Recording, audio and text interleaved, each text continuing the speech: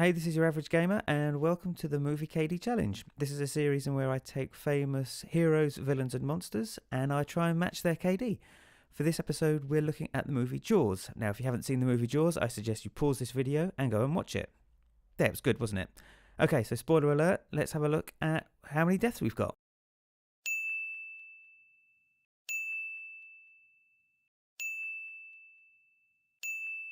So I'm trying to match a 4KD. This is harder than it looks. It's easy to try and get, a good kill-death ratio, whether it's kind of 2, 3, 4, maybe 4.5 or 5. But if you have to try and match something exactly, you have to play really differently. I found that I was playing far more defensively, far more strategically, and there was less running around, dare I say, a bit more campy. So the premise of Jaws is, as you probably can tell from the cover, is a large shark comes to a small community island and starts to chew people up. That's kind of the basic principle of the story, but it's a little deeper than that. There's the three main characters. There's the chief of police, there's the veteran fisherman, and there's the young scientist. And it's about all three of them facing their ultimate challenge. It's primarily focused on the chief of police, who's moved from New York, who was a New York City cop, and he moved to this small community, Amity, which is a small island off New York. And it's about him just facing his greatest fear and his biggest challenge when he's kind of in the twilight of his career as a police officer. Jaws is a classic film. It came out in the summer of 1975 and is based on the book by Peter Benchley. The book came out in 1974, and both are an absolute must. If you haven't seen them or read them, I suggest you do that. Jaws was the first summer blockbuster. Since then, every summer there's been, in one form or another, there's been a film that's kind of aimed to be the big hit of the summer. Over the last couple of years, we had Superman, The Man of Steel, Batman: The Dark Knight Rises. It wasn't Steven Spielberg's first directorial debut. It was his second. But this was the film that brought him kind of fame and fortune, and ever since then he's been one of the most sought after directors.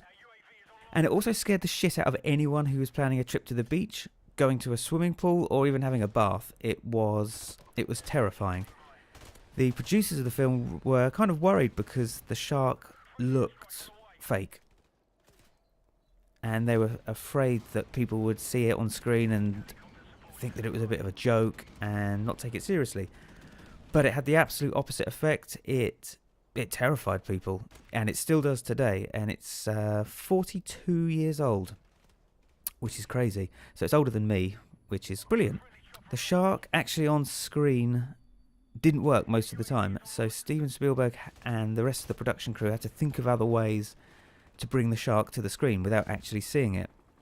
And if you've seen the film, you'll know you don't actually see the shark until about an hour, maybe an hour and 15 minutes into the film, and you only see the top of its head. You don't see very much of it very often, and instead what you're left with is to use your imagination and imagine kind of the terror and the horror that's going on beneath the water that you can't see.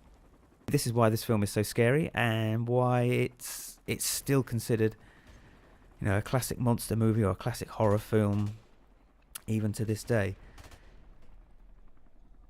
So Jaws is probably my favourite film, and I saw it for the first time when I was about 10 or 11, and I've seen it numerous times. I can recite it word for word, scene for scene.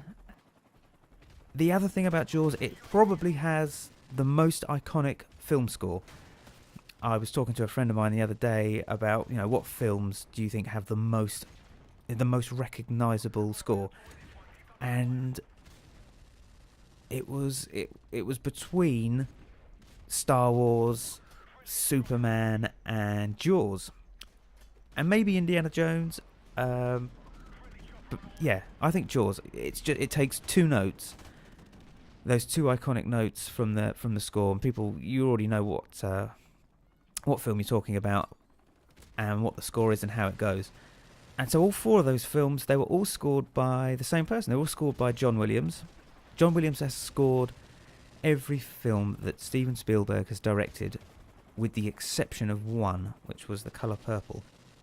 Now there was a death in the film, well, I think there was two deaths in the film which I haven't included in this challenge, and that was Ben Gardner and his mate.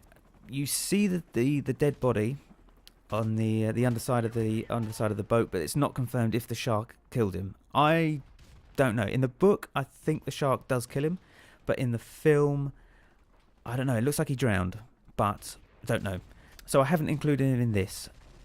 So if there's another film that you want to challenge me on, drop a comment down in the comments and I will take a look at it. Okay, so that's this coming to an end. It was an exact 4KD, and there's going to be more films and more challenges along the series. I'm going to do a whole host of other monsters, other heroes, other villains. If you enjoyed this video, please think about giving it a like and subscribe to the channel for more content. Thanks very much and have a good day.